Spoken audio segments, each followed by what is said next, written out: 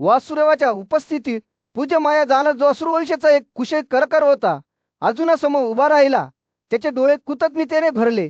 माया आदराने त्याचे हात जोडली आणि अर्जुनाला सौम्य स्वरात म्हणाली, हे कुंतीपुत्र, मी तुझ्या शौर्याने ज्याने माझ्यावर प्रवास सोडवला होता त्या कृष्णाच्या क्रोधापासून आणि पावकाच्या भस्म करणाऱ्या ज्वालांपासून वाचलो आहे.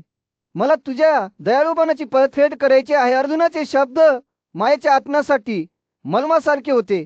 तो हसला आणि म्हणाला, हे महान असो तुला प्रस्ताव आधी स्वीकारला गेला आहे. तू धन्य आहे. तुला जिथे आवडेल तिथे जा आणि आमची मैत्री ही मजबूत राहो. मायाचा चेहरा आनंदाने उजळला, परंतु अर्जुनसाठी आणखी काहीतरी करण्याची इच्छा तो रोखू शकला नाही. मी कुशल कारागीर आहे. माझ्या लोकांमध्ये एक विश्वकर्मा आहे. त्याचे डोळे अभिमानाने चमकले. माया म्हणाली, हे पांडूच्या मुला, मला तुझ्यासाठी काहीतरी भव्य निर्माण करायचे आहे. अर्जुनाचा प्रतिसाद दयाळू आणि विनम्र होता.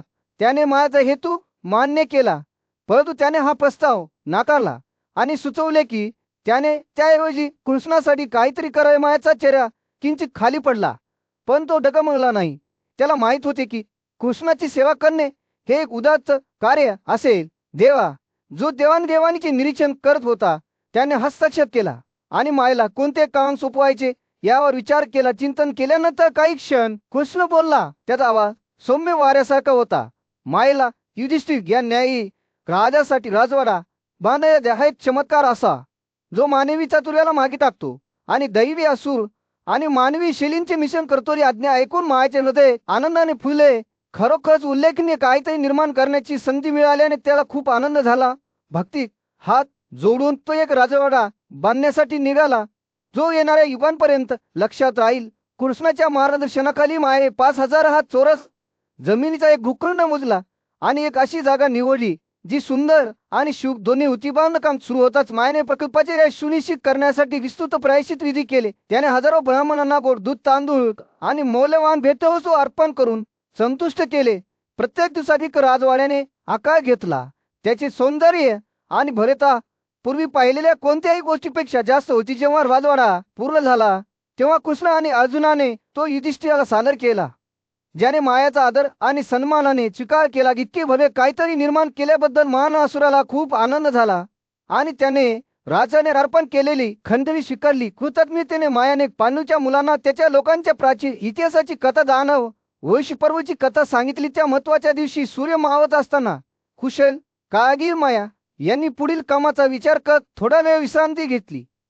गजबजलेल्या खंडवप्रस्थ शहरात वसुदेवाचा प्रिय पुत्र भगवान कृष्ण आपल्या चुलत भावंडांकडून पांडवांकडून प्रेम आणि आदराने भरलेले जीवन जगत होता. काही काळापासून त्याला त्यांच्यापैकी एकासारखे वागवले जात होते आणि ते त्याची भावाप्रमाणे पूजा करू लागले होते. परंतु आता काही काळानंतर कृष्णाला त्याच्या वडिलांच्या शहराला द्वारका येथे भेट देण्याची कळरीची इच्छा वाटू लागली. की दिवशी जोग आणि उत्साहाच्या मिसळाने कृष्णाने पांडवांना निरोप देण्याचे ठरवले. तो युधिष्ठिर प्रीता कुंती त्याच्याकडे गेला आणि त्यांना विनम्रतेने अभिवादन आदरांजली वाहिली. प्रीता प्रेमाने भारावून गेली. त्याने त्याचे डोके ओढले आणि प्रेमाने त्याला मिठी मारली. त्यानंतर कृष्णाने त्याची बहीण सुभद्राला प्रेमाने भेटले, जी त्याला पाहून तितकीच आनंदित झाली. ते दोघे एकत्र असताना कृष्णाने द्रौपदी आणि धौम्य या ज्ञानीपुजारीला भेटण्याची संधी घेतली. त्याने धौम्याला नमन केले आणि तिची जाण्याची परवानगी मागण्यापूर्वी द्रौपदीचे सांत्वन केले. तो लवकरच परत येणार आहे हे जाणून कृष्णाने आपल्या प्रिय मित्रांना जर अंतःकरणाने निरोप दिला. त्यानंतर अर्जुनाला सोबत देत कृष्णाने आपल्या चुलत भावांच्या घरांना भेट दिली, जे युधिष्ठिर, भीम, नकुल, सहदेव आणि धौम्य या 5 भावांनी वेढलेले होते. त्यांनी दीर्घकाळ गमावलेल्या भावाप्रमाणे त्याचे स्वागत केले. तेव्हा वातावरण आनंदाने भरले होते. त्याच्या दैवी वैभवात चमकणारा कृष्ण आकाशात शकाराप्रमाणे इंद्र चमकला. आपल्या प्रवासाची तयारी करण्यासाठी कृष्णाने स्नान करून आणि आपल्या व्यक्तीला अलंकाराने सुशोभित करून स्वतःला शुद्ध केले. त्यानंतर त्याने देव आणि ब्राह्मणांचे पुष्पगुच्छ मंत्र आणि अथानी पूजा केली. ते पवित्र संस्कार पूर्ण केल्यानंतर तो बाहेर पडण्यास तयार झाला. जेव्हा तो खंडाप्रस्थातून बाहेर पडत होता तेव्हा कृष्णाने ब्राह्मणांना दही, फळ, वाळलेले धान्य आणि संपत्ती अर्पण केली आणि त्यांचे आशीर्वाद मागितले. त्यानंतर त्याने गरुड, तरक्याची मूर्ती असलेल्या झेंड्याने सुशोभित केलेला आपला सोन्याचा गज चढवला आणि आपले वेगवान घोडे शैव आणि सुग्रीव यांना जोडले. जेव्हा तो निघून गेला तेव्हा युधिष्ठिर अजून भीम नकून सहदेव आणि धवने त्याच्या मागे मागे आले. पांडवास पराक्रमी कृष्ण त्याच्या प्रिय शिष्यांनी वेढलेल्या गुरुप्रमाणे पुढे सरकला. पण जसे ते पुढे जात होते तसंच कृष्णाने युधिष्ठिराला आदरपूर्वक विनंती केली की त्याने त्याचा पाठलाग करणे थांबवावे. अंतकरणात आदराने कृष्णाने युधिष्ठिराला अभिवादन केले आणि त्याचे पाय धरले. मात्र न्यायी राजाने लगेचच कृष्णाला उठवले आणि त्याचे डोके वर केले आणि दुःख आणि कृतज्ञतेच्या मिश्रणासह निरोप असे म्हटले. त्यांच्या भव्य मोहिमेदरम्यान प्रसिद्ध योद्धा अर्जुनाला त्याच्या विलक्षण क्षमतेसाठी ओळखला जाणारा शक्तिशाली असुर माया दानवाची अनपेक्षित भेट मिळाली. मायाने पांडवासाठी एक भव्य राजवाडा बांधण्याचा प्रस्ताव घेऊन अर्जुनाशी संपर्क साधला, जो सौंदर्य आणि वैभवात इतर सर्वांपेक्षा वचवट ठरेल. मायाने स्पष्ट केले की त्याने यापूर्वी कैलास शिखराच्या उत्तरेकडील विंधू तलावातून दागिने आणि रत्नासह मोठ्या प्रमाणात मौल्यवान साहित्य गोळा केले होते. त्याने हे खजिना सत्याला समर्पित असलेल्या प्राचीन राजा वैशपर्वच्या हवेलीमध्ये साठवले होते. मायाने त्या सामग्रीसह परतण्याचे वचन दिले होते, ज्याचा वापर राजवाडा बांधण्यासाठी केला जाईल, जो जगभरात साजरा केला जाईल. ते बोलत असताना मायाने तलावात लपलेल्या आणखी एका खजिन्याचा उल्लेख केला. एक शक्तिशाली टोळी जी प्रचंड वजन उचलू शकते आणि सर्व शत्रूंचा वध करू शकते, ज्याची ताकद 1,00,000 टोळ्या इतकीच आहे. त्याने समुद्राचा स्वामी वरुणाने भेट दिलेल्या देवदत्त नावाच्या शंखच्या अस्तित्वाचा देखील खुलासा केला. हा कोच एक असा आवाज निर्माण करतो असे म्हटले जाते, जो तो ऐकणाऱ्या सर्वांच्या अंतकरणात विस्मय निर्माण करेल. हे खजिना लक्षात घेऊन माया अर्जुनाला निरोप देते आणि बिंदू सरोवराच्या दिशेने निघते. तो कैलास शिखरावर पोहोचेपर्यंत त्याने महिनाक पर्वत ओलांडून उत्तरेकडे प्रवास केला. तिथे त्याला हिरण्या शुंग हा एक उंच रत्नांचा पर्वत सापडला, जो आकाशात छेदत होता. या शिखराजवळ बिंदू तलाव होता, जिथे मायाने पूर्वी खजिना साठवून ठेवला होता. भागाचा शोध घेत असताना मायाने जुन्या कथा आठवल्या. गंगा देवीला पाहण्याचा प्रयत्न करत राजा भागीरथ एकदा सरोवराच्या काठावर कसा राहिला होता याची त्याला आठवण झाली. देवांचा राजा इंद्र यानेही रत्ने आणि सोन्याच्या वेद्यापासून बनवलेल्या बलिदानाचा वापर करून तेथे 100 भव्य यज्ञ केले होते. हे विधी पूर्ण केल्यानंतर तिच्या 1000 डोळ्यांच्या स्वामीला यश मिळाले होते. मायाचे विचार त्याच्या आजूबाजूला राहणाऱ्या हजारो आत्म्यांनी पूजा केलेल्या शाश्वत महादेवाकडे वळले.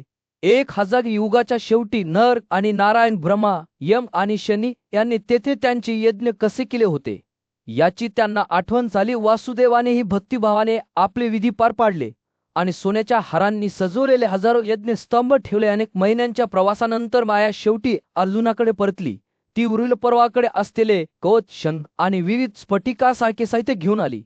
त्याने या खजिन्याचा पांडवासाठी भेट म्हणून दावा केला आणि त्यांचा वापर एक अतुलनीय राजवाडा बांधण्यासाठी केला. असुराने 14 महिने अथक परिश्रम घेते, त्याचे सर्व कौशल्य आणि हस्तकला या प्रकल्पात होती. शेवटी राजवाडा पूर्ण झाल्यावर मायाने त्याच्या पूर्णतेची माहिती युधिष्ठिराला दिली, ज्याला ही बातमी ऐकून खूप आनंद झाला. राजवाडा उंच उभा होता. हस्तिनापूरच्या राज्यावर सूर्य क्वचितच उगवला होता. जेव्हा राजा युधिष्ठिराने भव्य सभेची तयारी सुरू केली, तो अंथरुणावरून उठला, थंड पाण्याने आपला चेहरा धुतला आणि आपला उत्कृष्ट पोशाख परिधान केला.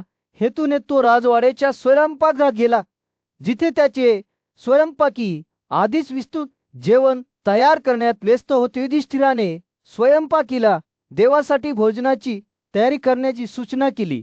तेव्हा गम, मांस आणि वाफवलेल्या भाज्यांचा सुगंध हवेत पसरला. त्याने त्यांना 10,000 ब्राह्मण वेगवेगळ्या प्रकारच्या खाद्यपदार्थांसह शिजवण्याचे आदेश दिले, ज्यात दूध आणि भात मिसळलेले, लोणी आणि मध, फळे आणि मुळे, डुकराचे मांस, हरण आणि सिसमसह मसालेदार विविध प्रकारचे मांस यांचा समावेश होता. राजाच्या आधाराला कोणतीही मर्यादा नव्हती, कारण त्याने आपल्या स्वयंपाकीला विविध प्रकारचे पेय तयार करण्यास सांगितले, ज्यात सगळ्यांसाठी योग्य असलेल्यांचाही समावेश होता. अन्न तयार होत असताना युधिष्ठिर राजवाड्याच्या सभेला निघाला, जिथे विविध देशांतील हजारो ब्राह्मण जमले होते. त्याने त्यांचे प्रेमाने स्वागत केले आणि भेटवस्तू, नवीन पोशाख आणि कपडे, पुष्पगुच्छ आणि उत्कृष्ट अत्तरांचे वाटप करण्यास सुरुवात केली. राजाच्या आधाराची बरोबरी केवळ त्याच्या विनम्रतेशी झाली. जेव्हा तो त्यांच्या प्रत्येकासमोर त्यांच्या श्रेष्ठ ज्ञानाची आणि शहाणपणाची कबुलीतेत झुकला. ब्राह्मणांच्या कृतज्ञतेचा आवाज सभेमध्ये प्रतिध्वनित होत होता. त्यांचे आवाज एक सुरात उठून एक स्वरमेळ तयार करत होते जो स्वर्गापर्यंत पोहोचत होता. हा किती शूर दिवस आहे असे ते म्हणत होते. त्यांचे शब्द आनंदाने आणि भक्तीने भरलेले होते. त्यांची स्तुती ऐकून युधिष्ठिर हसला. त्याचे हृदय अभिमानाने आणि कृतज्ञतेने फुलले होते. हृदयाने सभागृहात प्रवेश करतात त्याचे अनेक चेहऱ्यांनी स्वागत केले. देशभरातील कौशिक राजे आणि राजकुमार त्याला अदगालेली वाहण्यासाठी आले होते. त्यांच्यामध्ये असिता आणि देवला, सत्य सर्पमाली आणि मासिरा कारवसू, सुमित्र मैत्रेय सुनका आणि वली वाघ दल्य स्तुलसी कृष्णद्वैपायन आणि सुखसुमंत होते. मान्यवरांची यादी अंतरीण होती. प्रत्येक जण स्वतःहून एक प्रसिद्ध ऋषी किंवा राजा होता. सभेला अतिथी राजवाड्याच्या वैभवाने वेढले गेले. वशी आणि राजे युधिष्ठिरचे भाऊ अर्जुन, भीमकुल आणि सहदेव यांच्या पाठीशी बसले, ज्यांनी त्यांच्या उत्कृष्ट पोशाखात कपडे घातले होते. फुलांचा गोड सुगंध आणि संगीताच्या आवाजाने हवा भरून गेली होती. खेळाडू में बक्षीस, लढो ये पक्षी आणि सहकलाकार त्यांच्या कौशल्याचे प्रदर्शन करू लागले आणि पाहुण्यांचे त्यांच्या सादरीकरणाने मनोरंजन करू लागले. युधिष्ठिर जेव्हा त्याच्या सिंहासनावर बसला तेव्हा तो गांधर्व आणि सन्माननीय पाहुण्याचा भव्य मेळावा असलेल्या पांडवांच्या भव्य सभामंडपात सुप्रसिद्ध हसीनाथ मोठ्या जल्लोषात आले.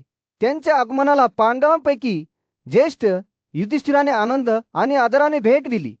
जो त्यांची विनम्रतेने आणि आदराने स्वागत करण्यासाठी उभा राहिला. राजाने नारदाला योग्य आसन निवड केले, ज्यात किनी अर्घ्य अर्पण आणि मौल्यवान रत्ने होती, जे ज्ञानी गोष्टीबद्दलच्या त्याच्या सखोल कौतुकाचे प्रतीक होते. जसा नारद त्याच्या नवीन परिसरात स्थायिक झाला तसंच त्याने युधिष्ठिरशी संवाद साधण्यास सुरुवात केली.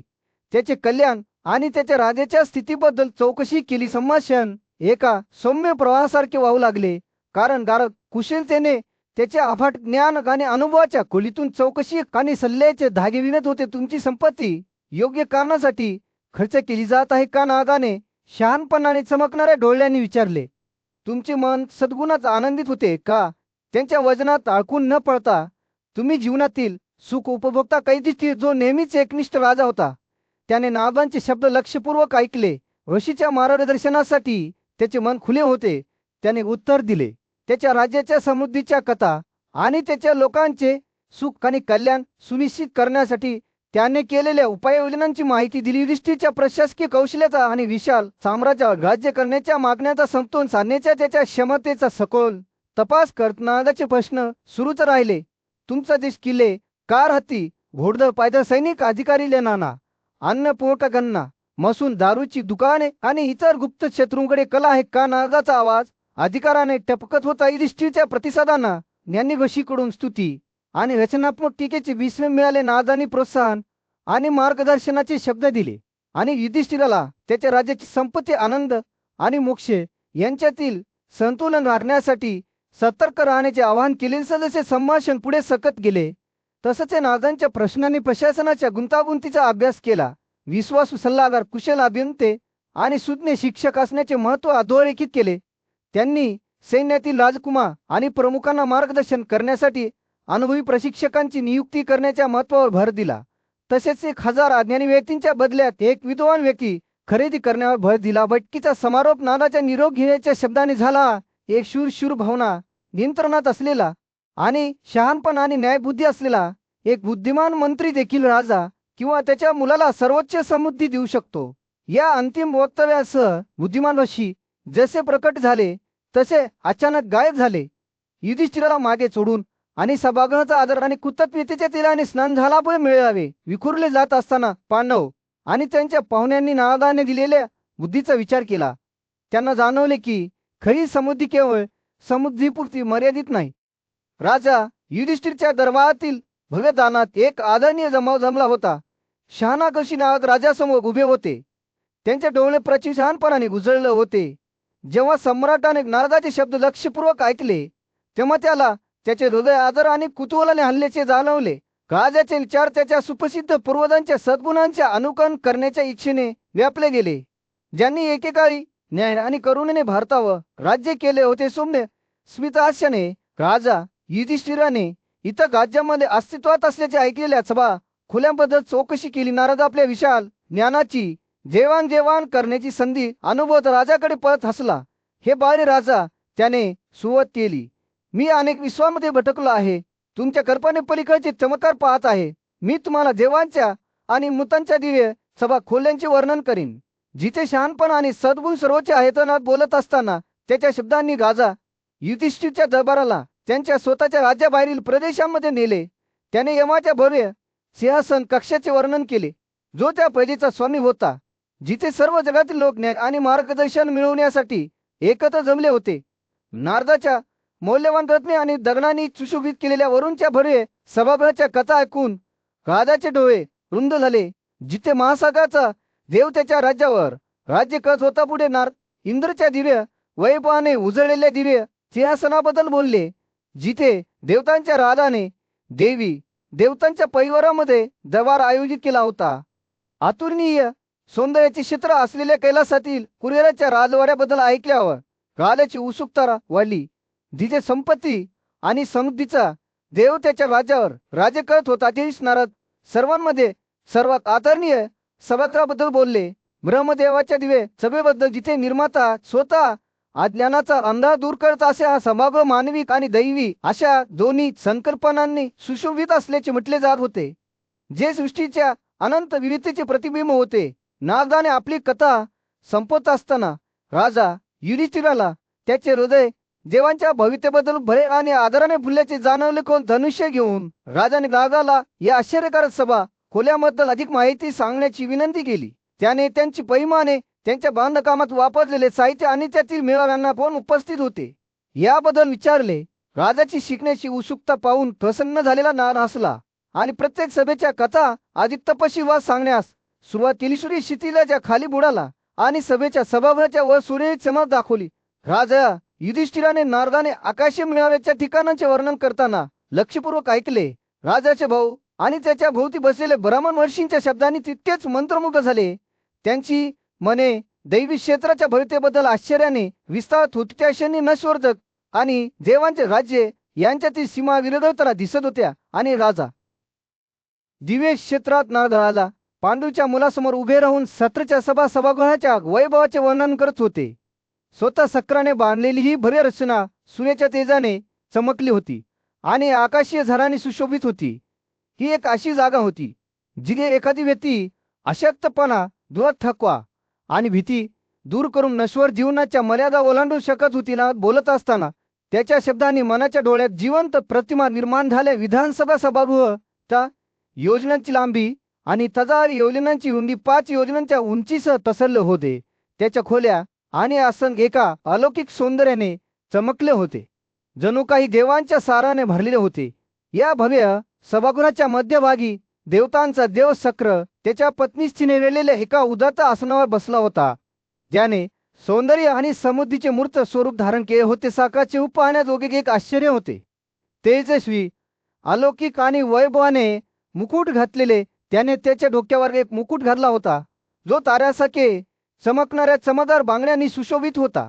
त्याचे पोशाख शुद्ध पांढरे होते, अनेक रंगांच्या फुलांच्या पुष्पगुच्छांनी वेढलेले होते, जे त्याच्या अमराल वैभवाचे प्रतीक होते. त्याच्या सभोवताची हवा प्रसिद्धी, सौंदर्य आणि वैभवाच्या तेजाने धडधडत होती. सभा मंडप हे केवळ भव्यतेचे ठिकाणच नव्हते, तर भक्तीचे केंद्रही होते. दररोज 100 यज्ञांची प्रसिद्ध देवता मारुत दिव्य घोषी साध्या आणि देवते सर्व त्यांच्या उत्कृष्ट पोशाखात सुशोभित होते. त्यांची वाट पाहत असत. ते शत्रूंचा पराक्रमी दर्पशाही करणारा सक्राला आदर आणि विस्मयाने श्रद्धांजली वाहण्यासाठी येत असत. सक्राची पूजा करणाऱ्यांमध्ये पराशर पर्व, चावरणी आणि गालव यांच्या नेतृत्वाखालील दिव्य पक्षींचा समावेश होता. इतर उल्लेखनीय वर्षीमध्ये शंख, गवळशिरस, दुर्वासा, क्रोधन, स्वेन, धीररटामास, पवित्र पाणी, याज्ञवल्क्य, भानुकी, उद्यालक, श्वेतकेतू, तांड्य, भानाईने, हविष्मत, गरिमा आणि राजा हरिश्चंद्र यांचा समावेश होता. ते सर्व मेघगर्जना करणारा इंद्राला आदरांजली वाहण्यासाठी एकत्र आले. सभामंडप हे मानवी, आकाशीय आणि दैवी अशा विविध जगाच्या धाग्यांपासून विणलेले हे चित्र होते. हे एक असे क्षेत्र होते जिथे सुद्धा बुद्धिमत्ता आणि शिक्षणाची, देवी संपत्ती, धर्म आणि आनंदाच्या बरोबरीने वसलेली होती. 20 पावसाचे ढग वारा आणि आकाशीय पाणी आणि वनस्पतींच्या उपस्थितीने हवा कंपित झाली ना. अर्धांनी त्यांचे वृत्तात पुढे चालू ठेवले तेव्हा ते संगीत, विचार आणि कौशल्यपूर्ण पराक्रमांद्वारे विविध प्रकारच्या कलांच्या माध्यमातून सतरांची पूजा करण्यासाठी आलेल्या अनेक अप्सरा आणि गंधर्वाबद्दल बोलले. ते नाचले आणि गायले. त्यांच्या सादरीकरणातून त्यांच्या अमर्याद सर्जनशीलतेचा पुरावा मिळतो. नसो आकलनाच्या पलीकडे असलेल्या क्षेत्ररत्नात युधिष्ठिरासमोर उभा होता. त्याचे डोळे एका अलौकिक प्रकाशाने चमकत होते.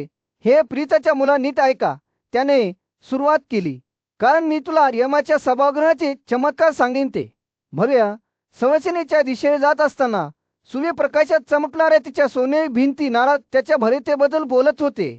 विधानसभा सभागृह 100 पेक्षा जास्त योजनांच्या क्षेत्रामध्ये पसरले होते. त्याचे वैभव सूर्याशी स्पर्धा करत होते. त्याच्या पवित्र सभागृहाच्या आत सर्व इच्छा पूर्ण झाल्या आणि प्रत्येक गरज अचूकपणे पूर्ण केली गेल्यातली हवा खूप गरम किंवा खूप थंड नव्हती. त्वचेवर एक सौम्य मिठी होती, तर हृदय कवर्णीय शांतीच्या भावनेने भरलेले होते. त्या पवित्र भिंतींमध्ये दुःख, अशक्तपणा, भूक किंवा तहान दिसत नव्हती. आकाशाची प्रत्येक वस्तू, मग ती आकाशीय असो किंवा मानवी, प्रत्येकाच्या बोटांच्या टोकावर होती आणि प्रत्येक कोपऱ्यात गोड आणि चवदार अशा स्वादिष्ट खाद्यपदार्थांची एक मालिका भरली होती. सभागृहाची शोभा वाढवणाऱ्या फुलांच्या पुष्पगुच्छांनी इतका दिव्य सुगंध उत्सर्जित केला की तो जवळजवळ स्पष्ट होता. तर त्याच्या सभोवतालच्या झाडांवर इच्छेचे प्रतीक असलेली फळे होती. थंड आणि गरम पाणी विपुल प्रमाणात वाहत होते. त्यांची चव तितकीच उत्कृष्ट होती जितकी ती ताजेतवाने होती. येथेच विवस्वताचा मुलगा यमाला आदरांजली वाहण्यासाठी अनेक पूज्य ऋषी आणि ब्राह्मण जमले होते. त्यांच्यामध्ये गेती, नहुष, पुरु, मानात्री, सोमका, नळोत्र, सदस्य, कृतवीर्य, स्वतःस्व, अरिष्टनेमी, शिब्द आणि इतर अनेक होते. प्राचीन काळातील महान राजे आणि ऋषींची खरी सभा त्यांच्या पदांमध्ये राम, लक्ष्मण, प्रतदन, आलारका, काक्षसेन, बे आणि गवस्व यासारख्या प्रसिद्ध व्यक्तींचा समावेश होता. तसेच भुरुद्युम्न, महासव, पृथ्वीस्व, जनक राजा, वैन्य, वरिसेन, पुरुजित आणि जैनमेलिया यासारख्या महान वीरांचा समावेश होता.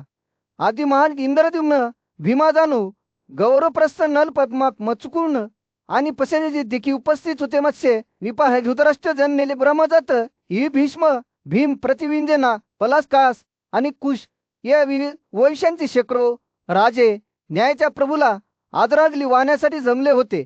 अगदी शांतनु, पानु, उसन्व, सात देवा, जयद्रथ, उषत्वारो हे देखील त्यांच्या मंत्र्यासह सभागृहाच्या कामकाजाने गजबजलेले होते.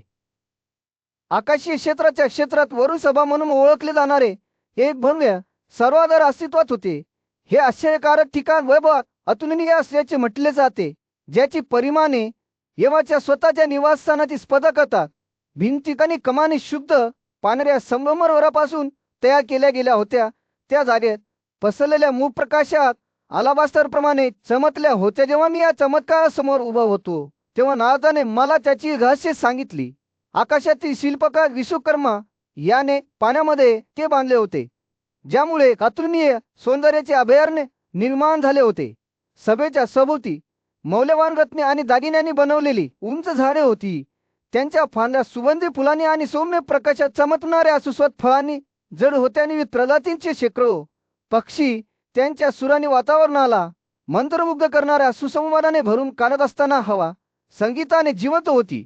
तापमान परिपूर्ण होते, खूप गरम किंवा खूप थंड नव्हते, ज्यामुळे प्रवेश करणाऱ्या सर्वांना शांततेची भावना निर्माण झाली.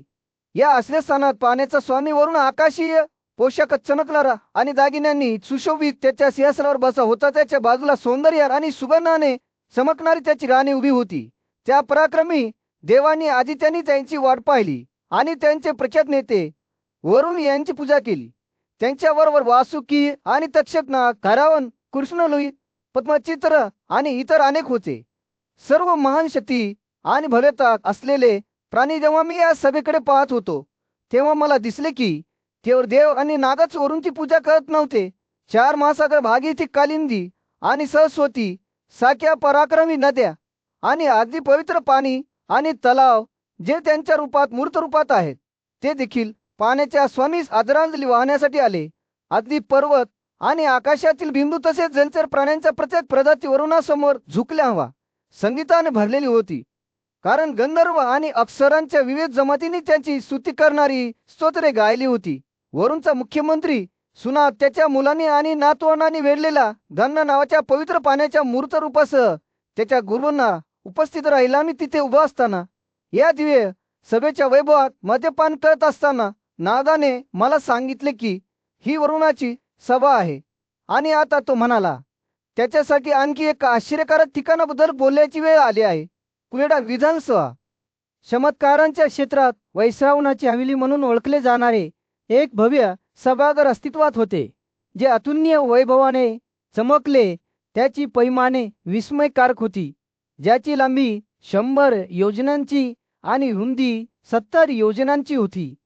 ही भव्य रचना नश्व हाताने बांधली गेली नव्हती, तर तिचा मालक पराक्रमी राजा वैश्रावणाच्या तपस्वी शक्तीने अस्तित्वात आणली गेली होती. जेव्हा एखादी व्यक्ती हवेलीच्या जवळ पोहोचली, तेव्हा त्याची चमक कैलासच्या शिखराशी स्पर्धा करत होती आणि तिची उपस्थिती चंद्राच्या तेजाला ग्रहण करत होती.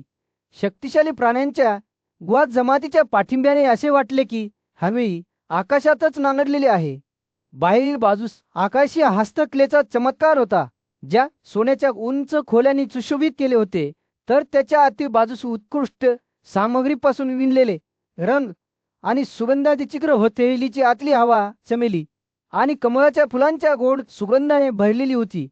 उंच मंदारांच्या जंगलामधून कुजबुजणाऱ्या सौम्य वाऱ्यामुळे वातावरण संगीताने जिवंत होते.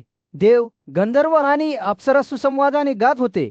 त्यांचे आवाज दिव्य गायक वृंदासारखे होते. त्यांच्यामध्ये प्रसिद्ध गायक होते मिसकिशी, रंभा चित्रसेन, सुचिस्मिता, चारुनेता, गिरीटाची मेहनत, पुंजिका स्थला, विश्वाची सहजन्या, प्रमलोचा उर्वशी, हिरावर्ग, सोववी, समीची आणि उडुदा संगीत आणि नृत्यात कुशल असलेले इतर हजारो अप्सरा आणि गंधर्व खजिन्यांचा स्वामी असलेल्या कुबेरासाठी त्याच्या पत्नी आणि सेवकांनी वेढलेला हा महाल एक आश्रयस्थान होता. अत्तरांचा गोड सुगंध आणि वाड्यांच्या आणि गायन संगीताच्या आवाजाने हवा भरून गेली होती. तसेच आकाशीय पोशाखांची सरमिसळ होती.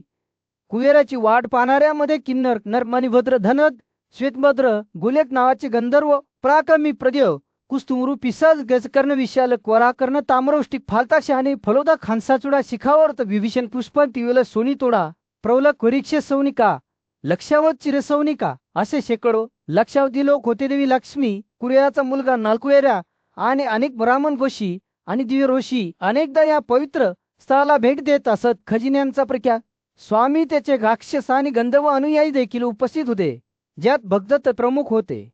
प्राचीन कथांच्या क्षेत्रात नाग, एक ऋषी आणि कथाकार आपल्या तरुण श्रोत्याबद्दल एक विलक्षण वृत्तांत सांगण्यास सुरुवात केली.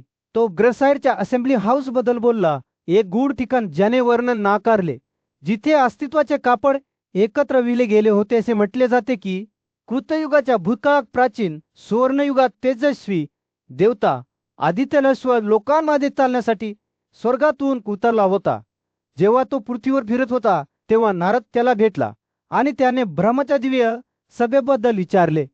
1000 किरणे चमकणाऱ्या आदित्यने या अद्भुत ठिकाणाची कथा सांगितली. या कथेने मंत्रमुग्ध झालेल्या नारदाने स्वतःसाठी सभाभवन पाहण्याची इच्छा व्यक्त केली. ऋषींच्या कुतूहलाने प्रसन्न झालेल्या आदित्याने उघड केले की तो तीव्र भक्ती आणि तपश्चर्याद्वारे ही दृष्टी प्राप्त करू शकतो. त्यानंतर नारदाने हिमालयाच्या पवित्र पर्वतांवर ध्यान करून 1000 वर्षाची ब्रह्मा शपथ घेतली. जेव्हा त्याने आपली तपस्या पूर्ण केली, तेव्हा प्रकाशाचा तेजस्वी देव सूर्य त्याला दिसला आणि म्हणाला, हे शहाणे, माझ्या मागोमाग या, कारण मी तुम्हाला विधानसभा भवन पाहण्यास घेऊन जाईन. नारदाला नश्व आकलन शक्तीच्या पलीकडे एका क्षेत्राकडे नेले गेले. सभा एक शाश्वत हवेली, तेजाने चमकणारी, त्याचे सार शब्दांच्या पलीकडे आहे. या दिव्य निवासाच्या आत सर्वोच्च देवता ब्रह्मा त्याच्या मध्यभागी बसला होता, जो अस्तित्वाच्या विविध पैलूंना मूर्त रूप देणाऱ्या असंख्य प्राणी आणि अस्तित्वाने वेढलेला होता. देव आणि देवी, दिव्य ऋषी आणि तेजस्वी तारे सर्व त्याच्या भोवती जमले आणि त्याच्या अनंत शक्तीला आदरांजली वाहू लागले. नारदाने अनेक आश्चर्यकारक दृश्य पाहिले. पित्याचे 7 वर्ग त्यांच्या विशिष्ट वैशिष्ट्यासह राक्षस, पिशाच आणि इतर अलौकिक प्राणीना, पक्षी आणि प्राणी सर्व महादेवतेची पूजा करीत होते. पुरंदर, वरुण, कुबेरायन आणि महादेव यासारख्या सर्वात आदरणीय देवतांनी देखील उमा सोबत या पवित्र सहाची दुरुस्ती केली. स्वतः नारायण दिव्यवशी वल्लभ किल्ल्या आणि स्त्रियांपासून जन्मलेल्या किंवा नसलेल्या असंख्य इतर प्राण्यांसह सर्व विधानसभा सभागृहात एकत्र आल्या नारदाने आपली कथा सांगितल्याप्रमाणे त्याने उघड केले की त्याने 80,000 ऋषींना त्यांच्या जिवंत बीजासह पाहिले होते. तसेच 50,000 ऋषींना पुत्र होते. स्वर्गातील रहिवासी इच्छेनुसार या ठिकाणी पुनर्बांधणी करतील, ब्रह्मदेवाची पूजा करतील आणि नंतर त्यांच्या राज्यात परततील. विधानसभा भवनाच्या मध्यभागी आजोबा विश्वाचा आत्मा म्हणून बसले. अतुलनीय बुद्धिमत्तेचे स्वयं निर्मित ब्रह्मा अशा प्रकारे पौराणिक कथांचे धागे एकत्र विलून आणि सर्वोच्च देवता ब्रह्माची भव्यता प्रकट करून नारदाची कथा एका आश्चर्यकारक चित्रपटासारखी उलगडत गेली. ज्ञानी आणि आदरणीय ऋषी नारद यांच्या सभामंडपात राजा युधिष्ठिर आश्चर्याने बसला आणि नारद देव आणि ऋषींच्या विविध मेळाव्यांचे वर्णन लक्षपूर्वक ऐकत होता. यमाच्या भव्य संमेलनाबद्दल ऐकल्यावर राजाचे डोळे आश्चर्याने रुंद झाले. जिथे पृथ्वीवरील जवळजवळ सर्व राजे राहत होते, नाग, दैत्य, नद्या, महासागर, यक्षगुळक आणि गंधर्व यांचा समावेश असलेल्या वरूनच्या मेळाव्याच्या वृत्तांतांनी तो तितकाच मोहित झाला. जेव्हा नारद बोलत राहिले तेव्हा त्यांनी खजिन्यांच्या स्वामीच्या सभेचा उल्लेख केला, जिथे त्यांचे वाहन म्हणून बैल असलेली देवता राहत होती. जेव्हा नारद महाकाय सभेबद्दल बोलले तेव्हा राजाची उत्सुकता वाढली, ज्यात सर्व महान ऋषी, देव आणि शिक्षणाच्या शाखांचा समावेश होता. तथापि राजा हरिश्चंद्रचा उल्लेख होता, ज्याने खरोखरच युधिष्ठिरचे लक्ष वेधून घेतले. युधिष्ठिराने विनवणी केली, हे शहाणे, मला सांगा, या प्रसिद्ध राजाने कोणते कार्य केले किंवा कोणत्या तपस्वी तपश्चर्येने स्थिर प्रतिज्ञा केल्या, ज्याचा परिणाम म्हणून तो स्वतः इंद्राच्या बरोबरीचा झाला आहे. ना घासला. त्याचे डोळे आनंदाने चमकल्या. राजा हरिश्चंद्र हा एक शक्तिशाली शासक होता. पृथ्वीवरील सर्व राजांवर सम्राट होता. त्याने सुरुवात केली तो त्याने सोन्याने सुशोभित एका विजयी रथावर बसला होता आणि त्याच्या शस्त्रांच्या पराक्रमाने त्याने संपूर्ण पृथ्वीला तिच्या 7 बेटांसह आपल्या अधिपत्याखाली आणल्याना. बोलत असताना युधिष्ठिरची कल्पना या महान राजाच्या विजयांच्या दर्शनाने विक्षिप्त झाली होती. राजसूय नावाच्या भव्य यज्ञासाठी हरिश्चंद्रने केलेल्या तयारीचे वर्णन करत असताना त्याने लक्षपूर्वक ऐकले. जिथे पृथ्वीवरील सर्व राजांनी संपत्ती आणली आणि ब्राह्मणांना अन्न आणि भेटवस्तूंचे वितरण करण्यास संमती दिली, ज्यांनी मागितले त्या सर्वांना राजा हरिश्चंद्राने प्रत्येकी मागितलेल्या संपत्तीपेक्षा 5 पटीने जास्त संपत्ती दिली. नारद पुढे म्हणाले, बलिदानाच्या शेवटी राजाने ब्राह्मणांना विविध प्रकारच्या संपत्तीच्या मोठ्या भेटवस्तू देऊन संतुष्ट केले आणि त्या बदल्यात ते म्हणू लागले, राजा हरिश्चंद्र सर्व राजांपेक्षा सामर्थ्यवान आणि प्रसिद्ध आहे. युधिष्ठिरचे डोळे महाराजाच्या कौतुकाने चमकले. नारदाने हे स्पष्ट करताना त्याने ऐकले की हाच त्याग होता ज्याने हरिश्चंद्रला स्वतः इंद्राच्या बरोबरीच्या पदावर नेले होते. नारदाने त्याची कथा संपवल्यावर युधिष्ठिराने त्याचे विचार त्याचे स्वतःचे वडील पांडूकडे वळवले, जे आता पित्यांच्या प्रदेशात राहतात. हे शहाणे, त्याने विचारले, तू माझ्या वडिलांना कसे भेटलेस? त्याने तुला काही सांगितले आहे का? नारदाची अभिव्यक्ती गंभीर झाली आहे. राजा युधिष्ठिर हस्तिनापूरच्या राज्यावर सूर्य मावळत असताना राजा युधिष्ठिर त्याच्या सभेमध्ये बसला. त्याच्या सभोवती त्याचे सुज्ञ सल्लागार आणि भाऊ होते. राजसूय बलिदानाच्या वैभवाने त्याचे विचार व्यापले गेले. एक असा विधी लो त्याला सम्राटाचा दर्जा मिळवून देईल. हे महान कार्य केलेल्या प्राचीन सम्राटाची आठवण त्याच्या मनात अजूनही रेंगाळली होती आणि तो त्यांच्या पावलावर पाऊल ठेवण्यास उत्सुक होता. नालाच्या शब्दांनी युधिष्ठिरामध्ये आग भडकली होती आणि राजसूय यज्ञ करण्याची इच्छा त्याला शांत करता आली नाही. त्याने आपल्या सल्लागारांना आणि भावांना या विषयावर अधिक चर्चा करण्यासाठी आवाहन केले, परंतु त्यांनी केवळ त्याचा संकल्प बळकट केला.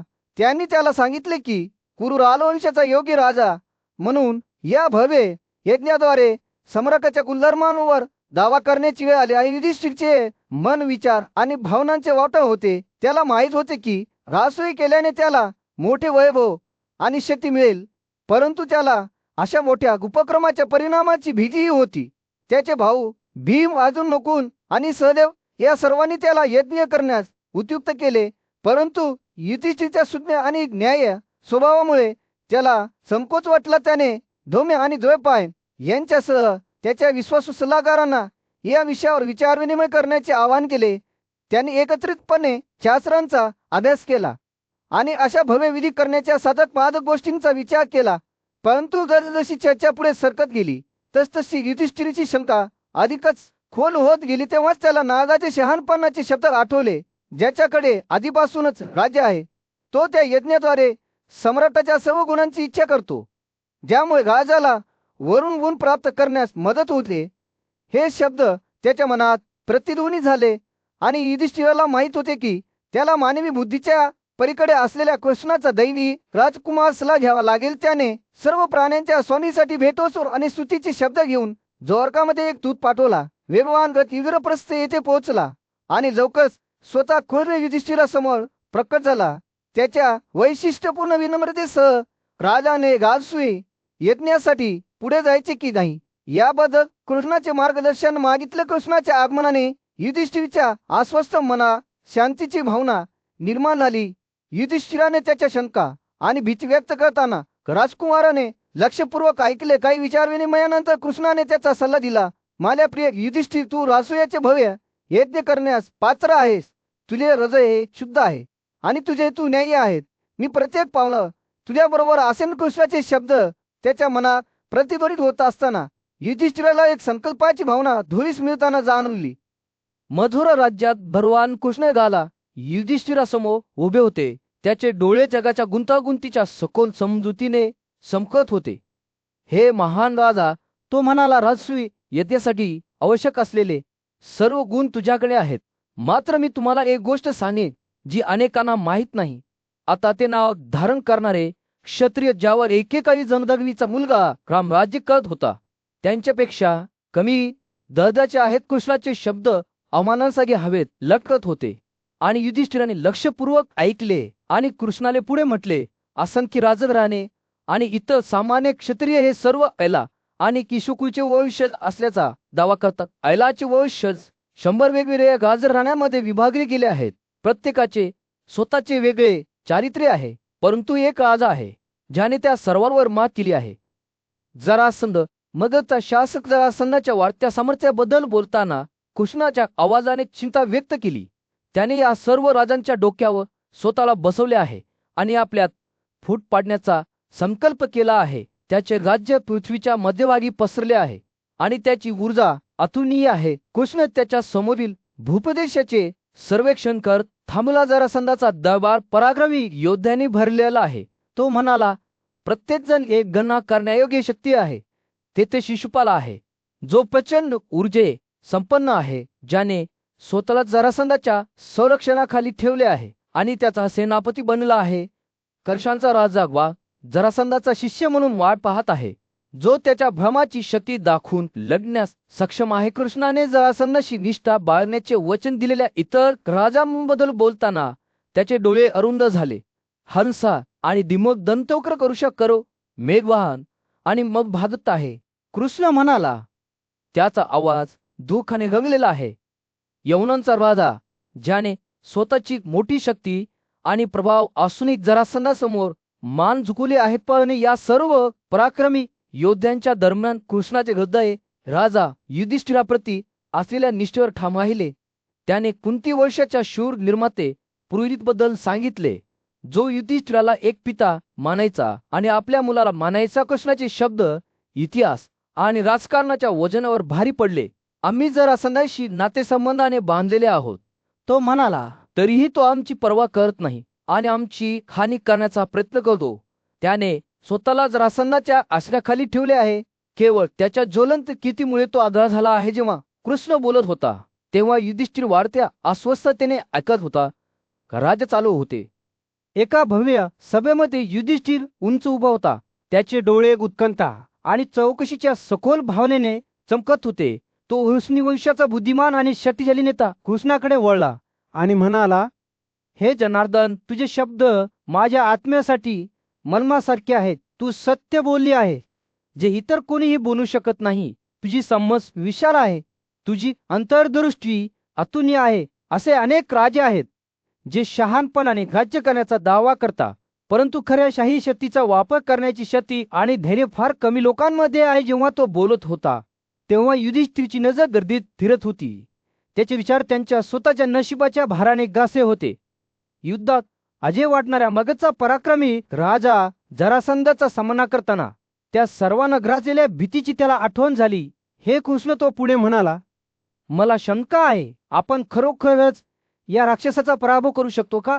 तितक्या शक्तिशाली व्यक्तीला आपण पराभूत करू शकतो असा विचार करणे आमका नाही का? कृष्णाने लक्षपूर्वक ऐकले. त्याच्या डोळ्यांनी युधिष्ठिरचा चेहरा कधीच सोडला नाही आणि त्याने एक उत्तर दिले, जो राजा प्रयत्न किंवा रणनीतीशिवाय सत्ता शोधतो तो राक्षसाच्या पायाखाली चिरलेल्या मुंगीच्या टेकडीसारखा असतो. पण आम्ही असे राज्य नाही. आमच्याकडे भीमाचे सामर्थ्य आहे, अर्जुनाचे युद्धातील पराक्रम आणि माझे स्वतःचे धोरण आहे, जे आम्हाला मार्गदर्शन करते. जे इतरांना अशक्य वाटते ते आम्ही एकत्रितपणे साध्य करू शकतो. युधिष्ठिरचे मन अजूनही अस्वस्थ होते. त्याचे विचार जरासंधाविरुद्धच्या त्यांच्या भूतकाळातील संघर्षांच्या आठवणीशी झुंज देत होते. ते या सर्वात मोठ्या आव्हानांवर मात करू शकतील याची खात्री मिळवण्यासाठी तो पुन्हा एकदा कृष्णाकडे वळला. हे केशव, तो म्हणाला, तू सर्व बाबीवर आमचा सर्वोच्च अधिकारी आहेस. मी तुझ्याकडे मार्गदर्शन आणि शहाणपणासाठी वळतो आहे. जेव्हा कृष्णाने बोलण्यास सुरुवात केली तेव्हा त्याची अभिव्यक्ती शांत आणि आश्वासक होती. जरासंध हा खरोखरच एक प्रचंड शत्रू आहे. त्याने जवळजवळ 100 राजांना त्याच्या अधिपत्याखाली आणले आहे आणि त्याच्या नावाच्या उल्लेखामुळे ते थरथरता. परंतु आपण आपल्या स्वतःच्या सामर्थ्याला कमी लेखू नये. आपल्या बाजूला देवांचे आशीर्वाद आहेत आणि बलिदानाची शक्ती सर्वात शक्तिशाली शत्रूंचाही पराभव करू शकते. प्रोत्साहनाच्या शब्दासह सदैव तयार असलेला भीम पुढे बोलला, बलवानावर हल्ला करणारा कमकुवत राजा हा राक्षसाच्या पायाखाली चिरलेल्या मुंगीच्या टेकडीसारखा असतो. कृष्णाच्या भावनांचा पुनरुच्चार करत तो म्हणाला, पण आपण असे राजे नाही. आपल्या बाजूने रणनीती, सामर्थ्य आणि ऐक्याची शक्ती आहे. इतरांना अशक्य वाटणारी गोष्ट आपण एकत्रितपणे साध्य करू शकतो. कृष्णाचे शब्द एखाद्या ठिणगीसारखे होते, ज्याने युधिष्ठिरच्या हृदयात ज्योत पेटवली. त्याला वाटले की त्याच्या हात दृढ निश्चय आणि धैर्याची लाट उठली आहे आणि त्याला माहित होते की त्यांनी जरासंधावर कारवाई केली पाहिजे. तो म्हणाला, चला एकत्र भेटूया. त्याचा आवाज संकल्पाने भरलेला होता. सूर्य गाजावर मावत होता. गर्दीच्या रस्त्यावर एक उबदा नारिंगी प्रकाश टाकत होता. पांडव बंधूंपैकी सर्वात मोठा युधिष्ठिर त्याच्या सिंहासनावर बसला होता. मनात खोलवर विचार करत होता. त्याला नुकतीच बातमी मिळाली होती की मगधचा शक्तिशाली राजा जरासंध शेजारच्या राजांना घाबरवत आहे आणि त्याने अनेक राजांना कैद केले आहे. युधिष्ठिरचे डोळे त्याचा प्रियमित्र आणि सल्लागार कृष्णावर पडले. कृष्ण तो चितेने म्हणाला, जर आपण युद्धात जरासंधाचा सामना केला तर मला आपल्या सुरक्षेची भीती वाटते. त्याचे सैन्य विशाल आणि शक्तिशाली आहे आणि आपण त्याला कसे पराभूत करू शकतो हे मला दिसत नाही. तो थांबला. पुढे जाण्यापूर्वी त्याचे विचार गोळा करत म्हणाला, आणि भीम आणि अर्जुनाबद्दल काय?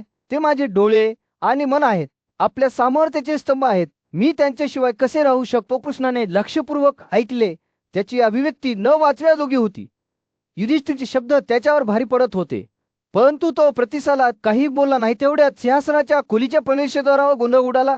अर्जुन त्याच्या कवचामध्ये चमकलेला आणि त्याचे धनुष्य आणि लाद घेऊन खोलीत शिरला. त्याच्या मागोमाग पहारेकरी आणि सेवकांचा एक ताफा. मला गांधीवाचे उत्कृष्ट धनुष्य मिळाले आहे, त्याने अभिमानाने घोषित केले, आणि त्यासह मी पुढे येणाऱ्या कोणत्याही आव्हानांना सामोरे जाण्यास तयार आहे. अर्जुन त्याच्या जवळ येताच युधिष्ठिरचे डोळे आश्चर्याने रुंदावले. अजून माझ्या मित्रा, तो म्हणाला. त्याच्या आवाजात दुःखाचा आभास होता. मला तुझ्या सुरक्षेची भीती वाटते. जरासंध हा काही सामान्य शत्रू नाही. पण अर्जुन कविचर होता. माझ्या स्वामी त्याचे शब्द नदीसारखे वाहू लागले. मला धनुष्य आणि लाद मिळाले आहे, जी आम्हाला युद्धात विजय मिळवून देईल. माझ्या हातात मित्र आणि प्रभुत्व आहे आणि या धनुष्याने मी अजय आहे.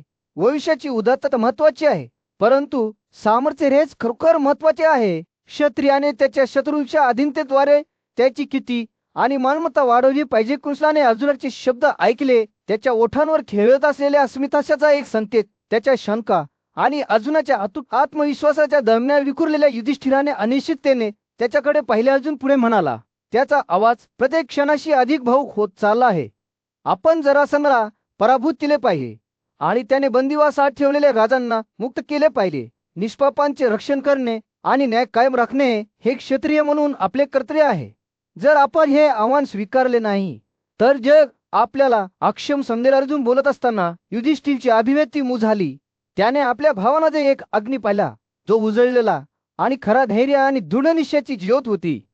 युद्धग्रस्त जगामध्ये महान योद्धा अर्जुनाने त्याचा सारथी आणि मित्र कृष्णाला एक प्रश्न विचारला होता. भरत वंशात जन्मलेल्या व्यक्तीची विशेषतः कुंतीच्या मुलाचे काय कर्तव्य आहे त्याने विचारले. कृष्णाने उत्तर दिले की अध्यादेशात नमूद केलेल्या तत्वानुसार सर्व शत्रूंवर हल्ला करणे हे त्यांचे कर्तव्य आहे. त्याने स्पष्ट केले की यशासाठी चांगले धोरण आणि रणनीती आवश्यक आहे आणि वाईट धोरणासह लढले जाणारे युद्ध पराभवात संपेल. त्यानंतर कृष्ण जरासंध या पराक्रमी राजाबद्दल बोलला, जो एकेकाळी एक महान योद्धा होता. त्याचे तारुण्य त्याच्या 2 सुंदर पत्नीच्या भोवती आनंदात गेले होते, परंतु अनेक पवित्र संस्कार आणि यज्ञ करूनही त्याला वारस मिळू शकला नाही. पुत्रासाठी हतबल राजा बृहद्रथाने ज्ञानीऋषी चंदा कौशिकाचा सल्ला घेतला. राजाच्या भक्तीमुळे प्रसन्न झालेल्या ऋषीने त्याला एक वरदान दिले. त्याने जवळच्या झाडावरून एक आंबा घेतला आणि त्यावर काही मंत्र उच्चारल्यानंतर अतुलनीय संतती मिळवण्याचे साधन म्हणून राजाला तो दिला. राजा घरी परतला.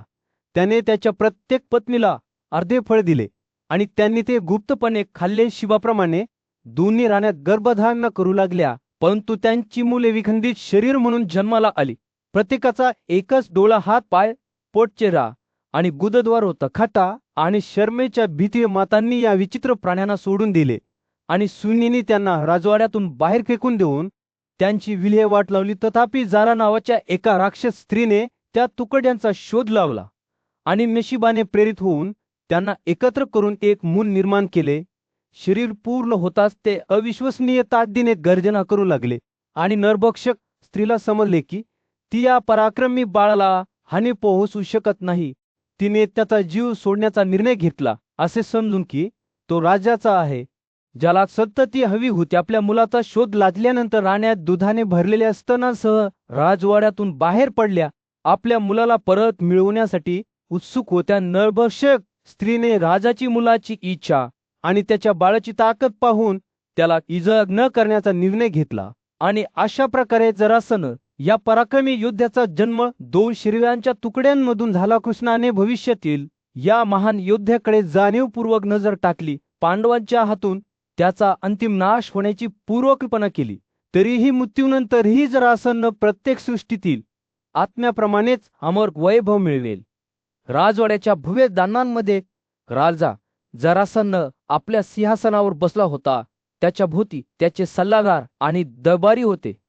जारा नावाच्या एका रहस्यमय राक्षस महिलेची कथा ऐकताना त्याचे डोळे कुतूहलाने चमकले. ती काही काळ त्याच्या घरात राहत होती. तिच्या भिंतीमध्ये राहणारे सर्व लोक तिची पूजा करत होते. प्रत्येक दिवसागणी ती घरोघरी भटकत होती आणि तिचा आदर करणाऱ्यांना आशीर्वाद देत होती. राजाची उत्सुकता जसजशी वाढत गेली तसंच जाराने तिचे खरे स्वरूप उघड केले. एक शक्तिशाली आणि प्राचीन शत्रू दानवांचा नाश करण्यासाठी युगांपूर्वी एक दिव्य सृष्टी निर्माण केली गेली. तिला घरगुती देवी गहदेवी म्हणून ओळखले जात असे आणि तिच्या उपस्थितीमुळे जिगेर तिचा सन्मान केला जातो. अशा कोणत्याही घरात समृद्धी येते असे म्हटले जात असे. गाजवाड्याच्या भिंतीवर जाराचे चित्र आठवल्याने राजाचे डोळे रुंद झाले. जे असंख्य मुलांनी वेढलेले होते ते भक्तीने खंडवलेले एक प्रतिरूप होते आणि जाराने दावा केला की ते नशिबाचे लक्षण होते. जाराने राजवाड्यातील तिच्या दैनंदिन उपासनेबद्दल सांगितल्यावर राजाचे मन हेलावले. तिला सुगंध फुले, धूप आणि खाद्यपदार्थ अर्पण केले जातील आणि त्या बदल्यात ती कुटुंबाला आशीर्वाद देईल. राजाने तिला दाखवलेल्या सन्मानाची परतफेड करण्याच्या तिच्या इच्छेबद्दल बोलताना तिचे शब्द प्रामाणिकपणे फुटले आणि मग तिने एक चमत्कार प्रकट केला.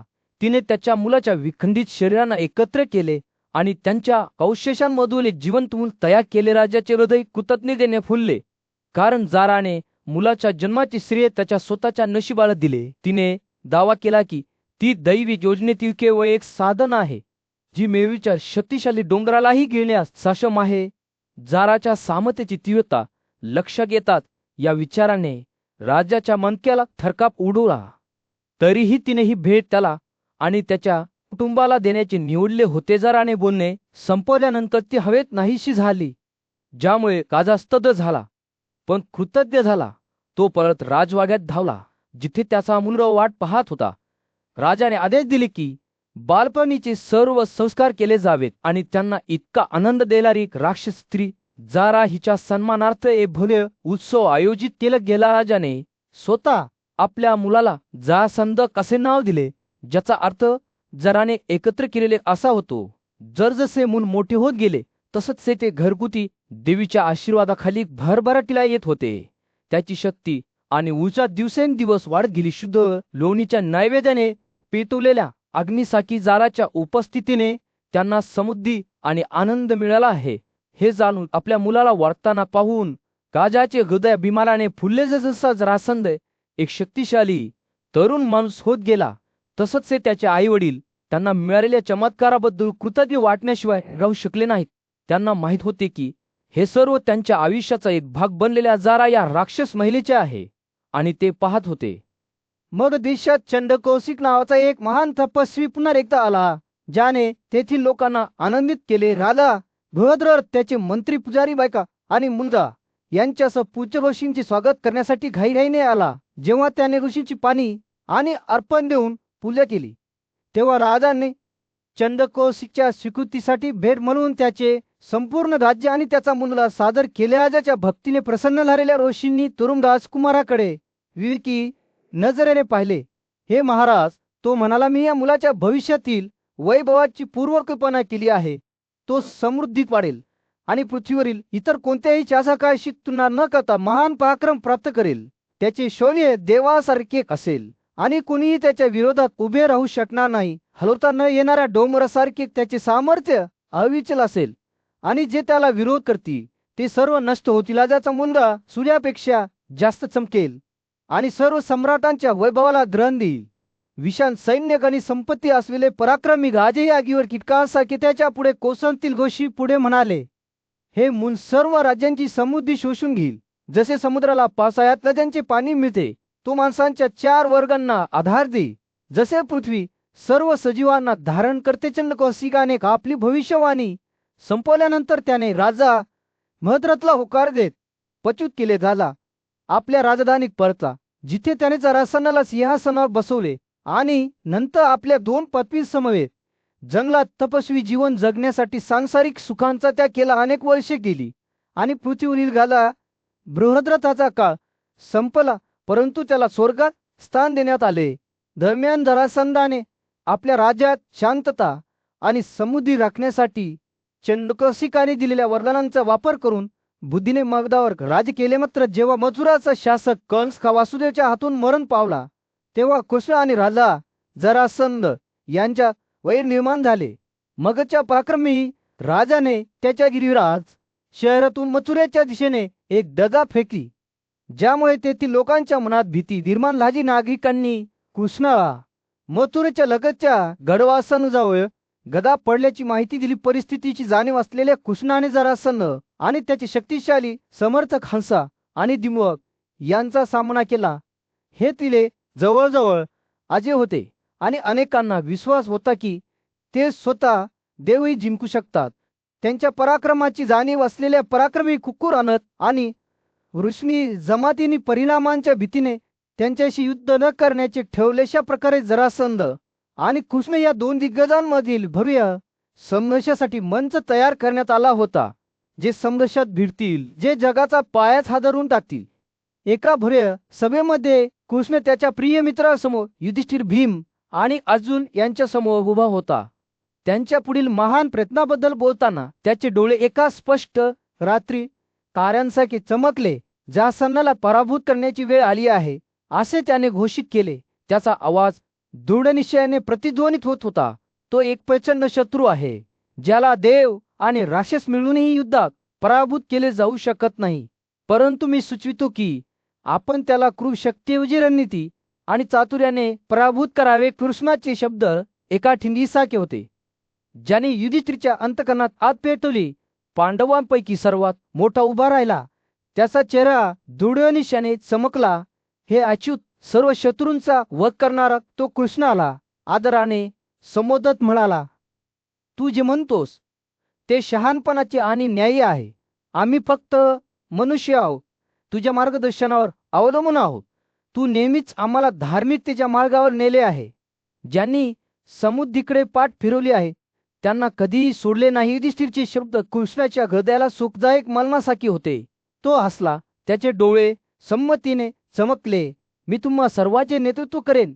तो म्हणाला, भीम आणि अजून माझ्या मागे येथील प्रत्येक जण हातात असलेल्या कार्यासाठी त्यांची अनोखी ताकद आणेल. भीम पराक्रमी योद्धा जरासंधावर आपला क्रोध आणेल, तर अर्जुन कुशल धनुर्धर त्याच्या बाणांनी आच्छादन देईल. जेव्हा कृष्ण बोलत होता तेव्हा हवेत उत्साहाची भावना पसरली. हे तिघेही स्नत ब्राह्मणांचे साधे पोशाख परिधान करून त्यांच्या प्रवासाला निघाले. ते कुरु जंगलामधून प्रवास करत होते, कमळच्या मोहक तलावातून जात होते आणि कालकोट टेकड्यांमधून वाहणाऱ्या भव्य नद्या पार करत होते. जेव्हा ते प्रवास करत होते तेव्हा त्यांना भेटलेले लोक त्यांना श्रद्धेने पाहत होते. हे जाणून की कृष्ण आणि अर्जुन हे विश्वातील प्रत्येक कृतीचे नेतृत्व करणारे स्वामी आहेत, तर त्यांचा मार्ग त्यांना पूर्वेकडील कोसलमधून घेऊन गेला, जिथे त्यांना ग्रामीण भागाचे सौंदर्य पाहून आश्चर्य वाटले. त्यांनी गंगा आणि सोन पार केली. त्यांचे पाणी सूर्यप्रकाशात द्रव सोन्यासारखे चमकले. अखेरीस अनेक दिवसांच्या प्रवासानंतर ते मगध या संपत्ती, पाणी आणि झाडांनी भरलेल्या शहरात पोहोचले, जे आकाशापर्यंत पसरले दिसत होते. जेव्हा ते गोरताच्या टेकड्यांजवळ पोहोचले तेव्हा जरासंधाचा बालेकिल्ला नजरेस आला. हे शहर वास्तुकलेचा एक चमत्कार होता. त्याच्या भिंती आजूबाजूच्या भूप्रदेशाच्या वर राक्षसासारख्या उंच होत्या. कृष्ण, अर्जुन आणि भीम त्यांच्या पुढील मोठे आव्हान आहे हे जाणून विस्मयाने त्याकडे पाहत होते. उन्हाळ्याच्या कडक उन्हात वासुदेवाने अर्जुनाला मगधची राजधानी गिरिरजा शहराच्या भव्य दौऱ्यावर नेले. ते त्याच्या दरवाजातून जात असताना भावांना या भरभराटीच्या महानगराची भरेता पाहून आश्चर्य वाटले. वह्या व घोषो घोशीगिरी आणि चैत्य या 5 उंच टेकड्यांसह हे शहर अभियांत्रिकीचे एक आश्चर्य होते, जे त्याला हानीपासून वाचवत होते. या टेकड्या नोदरा झाडांच्या हिरव्यागार जंगलांनी झाकलेल्या होत्या. त्यांच्या फांद्या सुगंधी फुलांनी भरलेल्या होत्या. ते शहरात खोलवर जात असताना वासुदेवाने गौतम या पूज्य ऋषींच्या प्राचीन निवासस्थानाकडे लक्ष वेधले, ज्याने कक्षीवर आणि इतिहास सुप्रसिद्ध पुत्रांना जन्म दिला होता. भावांना कळले की हे असे ठिकाण आहे जिथे अमोंना आणि इतर देशांतील पराक्रमी राजे गौतमाला आदरांजली वाहण्यासाठी आणि त्याचे आशीर्वाद घेण्यासाठी येतील. जेव्हा ते शहराच्या मध्यभागी पोहोचले तेव्हा त्यांच्या लक्षात आले की गौतमच्या निवासस्थानाच्या बाजूला पिप्पल आणि लोधरांची भव्य जंगले उभी आहेत. येथेच एकेकाळी ना कवी कधी सक्रावरपी स्वास्तिका आणि मनूल या नागसह राहत होते, ज्यांनी मदतला कधीही दुष्काळाचा सामना करावा लागला नाही याची खात्री करण्यात महत्वाची भूमिका बजावली होती. वासुदेवाने अर्जुनाला सांगितले की मगधचा शक्तिशाली राजा जरासंध इतर राजांप्रमाणे त्याच्या महत्वाकांक्षा पूर्ण करण्यावर ठाम होता. भावाने त्याला ठार मारण्याचा निर्णय घेतला, परंतु प्रथम त्यांना निशस्त्र ब्राह्मण म्हणून वेशात शहरात प्रवेश करावा लागेल. कृष्ण, भीम आणि धनंजय यांनी साधे वेशभूषा आणि माला परिधान करून एका बाजूच्या दरवाजातून शहरात प्रवेश केला, जिथे ते विविध प्रकारच्या खाद्यपदार्थांनी आणि पुष्पगुच्छांनी भरलेली दुकाने पाहून आश्चर्यचकित झाले. त्यांनी फुल विक्रेत्यांकडून काही माल हिसकावून घेतला आणि जरासंधाच्या राजवाड्यात गेले. राजवाड्याच्या प्रवेशद्वारावर पोहोचताच मगधच्या लोकांनी चंदनाची पेस्ट आणि हारांनी सुशोभित केलेल्या भावांच्या भव्य आकृत्यांकडे आश्चर्याने पाहिले. पहारेकऱ्यांनी त्यांचे प्रेमाने स्वागत केले आणि जरासंधाने स्वतः त्यांचे आदराने स्वागत केले. त्यांच्या पायांना पाणी आणि गुरांची भेटवस्तू दिली. कृष्णाने स्पष्ट केले की त्याचे भाऊ मध्यरात्रीपर्यंत मौनाची शपथ घेत होते. त्यानंतर ते राजाशी बोलतील. जरासंधाने या विनंतीचा आदर केला, त्यांना बलिदानाच्या सैनिकांमध्ये ठेवले आणि आपल्या खाजगी खोल्यामध्ये माघार घेतली. जशी गात्र वाढत गेली तससा जरासंध त्याच्या खोल्यातून बाहेर आला. त्याच्या पाहुण्यांच्या विचित्र पोशाखाबद्दल उत्सुक होता. त्याला कृष्ण, भीम आणि धनंजय दिसले, जे अर्जुनही ब्राह्मणासारखे पोशाख परिधान करत होते, परंतु शक्ती आणि सामर्थ्याची आभा पसरवत होते. जरासंध या सत्याला समर्पित न्याय राजाच्या लक्षात आले की काहीतरी गडबड आहे. त्याने त्यांना त्यांच्या हाराबद्दल प्रश्न विचारले. मगधच्या राजधानीच्या भीषण उष्णतेमध्ये पराक्रमी राजा जरासंध उंच उभा होता. त्याचा आवाज हळे प्रतिध्वनित होत होता जेव्हा तो या दोघांच्या देशातील 2 राजकुमारांना संबोधित करत होता. मधुचर वध करणारा कृष्ण आणि त्याचा भाऊ बलराम, जे सत्यप्रती त्यांच्या अतूट समर्पणासाठी ओळखले जातात, ते जरासंधाच्या निर्दोषतेच्या दाराला आव्हान देण्यासाठी आले होते. मला कधीच तुम्हाला त्रास दिल्याचे आठवत नाही. जरासंध त्याचे शब्द प्रामाणिकपणे ओळख म्हणाला, मी माझ्या कृतींची छाननी करतो आणि मला तुमच्यासोबत कोणतेही चुकीचे झालेले दिसत नाही. मग थोर ब्राह्मण, तुम्ही मला तुमचा शत्रू का मानता?